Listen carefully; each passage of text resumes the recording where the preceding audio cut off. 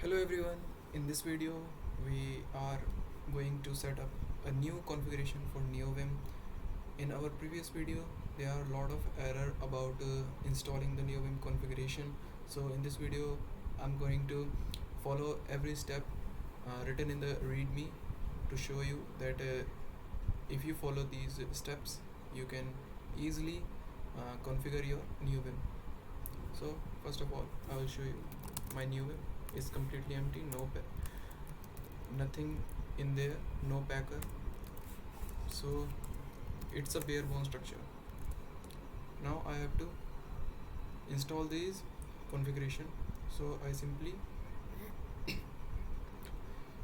go down to the readme file and because I don't have any previous configuration for Neovim, so I quickly move on to this command to clone the repository. It will clone the repository in my .config folder. So now if I open the Neovim, it send me some error for the first time, but after bypassing this you can see the packer, the plugin manager can installing these package or plugins. After installing all of them you can simply press Q and quit. If you reopen the Neovim, you can see that everything is set up. So but you have to make sure to install these parsers also. So if you're using let's say Python, so you have to install the LSP server for Python, which is Pyrite. Simply press I to install the servers. For example, let's say HTML LSP and press I, so it going to install like this. So let's quit this and move on to the key bindings of the Neovim. So you can see here we have a key binding section also.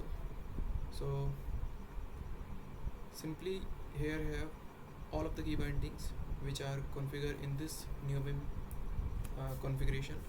So let me open a project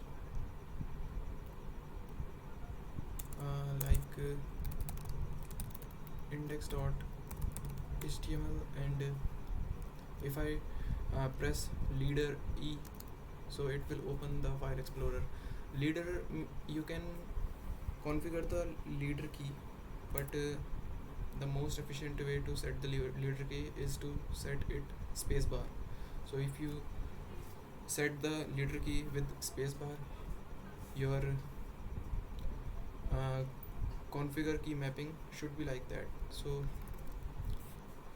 if I press space E or leader E, whatever you call it, so it will open the file explorer and you can navigate through every single file and folder here. So for example, if I want to open the bash rc file, I simply enter and open that file in the new buffer. To close the file explorer, I can simply go down to space and E, and you can move along according to the path of your file. So let's close this and quit the Neovim, and let's see which is the next key binding. And next key binding is the find files. So let's reopen it. So if I press leader FF, it will open a telescope plugin which help us to find the file which you have to find it. So if I type something, it preview on the right side of the screen. So here you can easily search your files efficiently with telescope plugin. Now move on to the buffers. Simple leader FB, you can see the open buffers and you can navigate through that. So Next we have closing the tabs. So if I, let's say example, nvim index.js, index.jsx and index.tsx. So if I open all of these buffers, so you can see if I want to close this tab, I want to press this leader W. So leader W,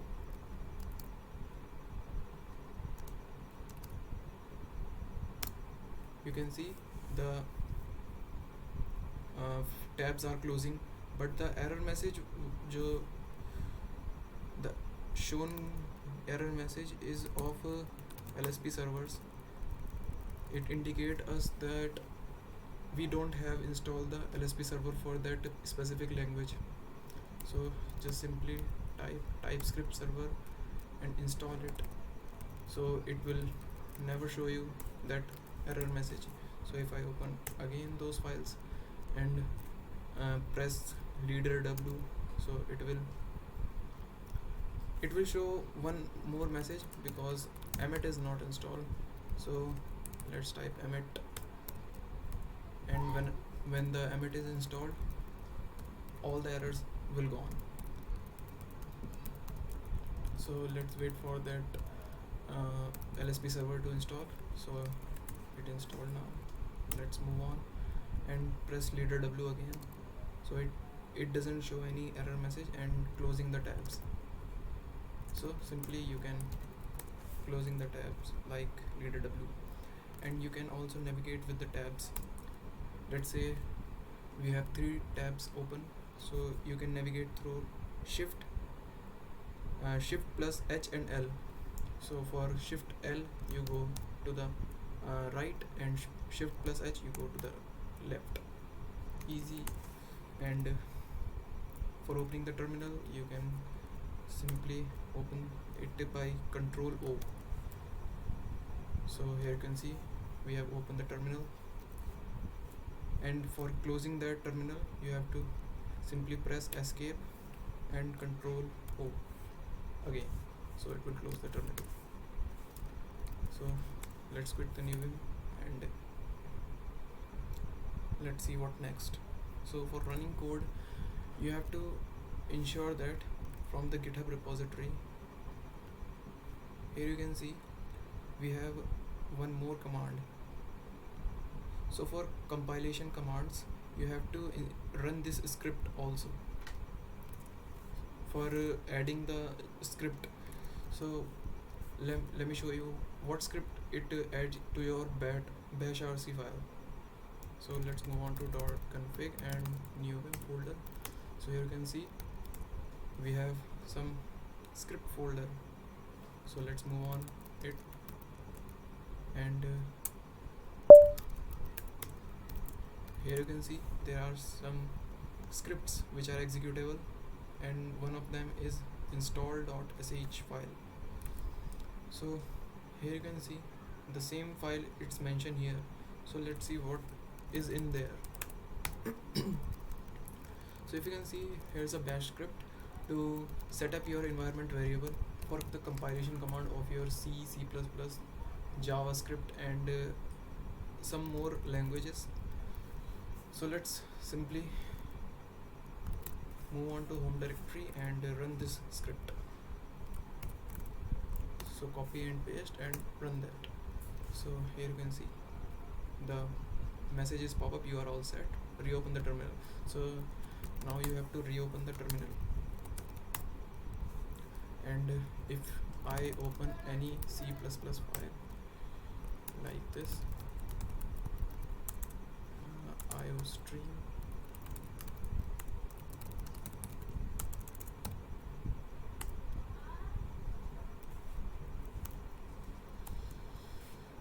oops, let me write again.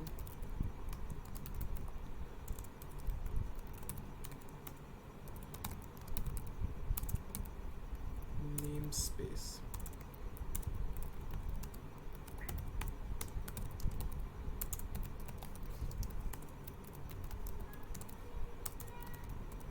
So here's the boilerplate code of the C++ program, and I want to just hello the message and hello new. So here is our program. So for the compilation command, if we go to the key bindings, and here you can see for run code we have to press semicolon and R. So let's press that and it will run our code. But this compilation command only works when you run these last script. It will add the compilation command in your bash rc file. So that's it. If you want to compile the javascript file, so you can simply open it, index.js or any file name you want, and let's just console.log and hello Neovim. So let's press semicolon R and it will run that specific file. But this script is not support for all the language. Let me show you what language it supports for the compilation command. So let's open, go to the config and Neovim folder and cd script and open run code. Here you can see there are if else statements only. So if the extension is cc, cpp, c, python and javascript, it works only those language only.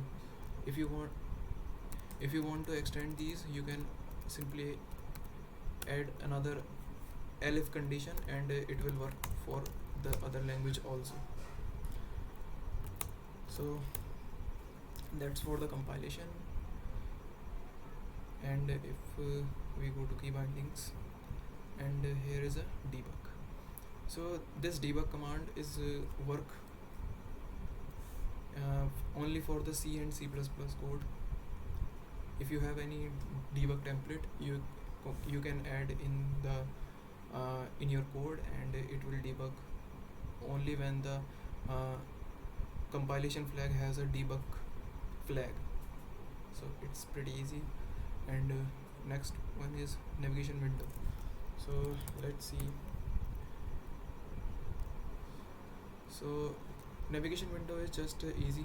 If I open the file explorer and also I open the terminal, so I have the three separated window. So if I want to navigate in that, so let's zoom it,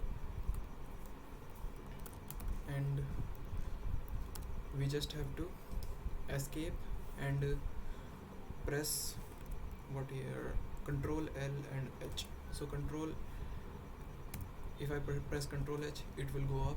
If I control L,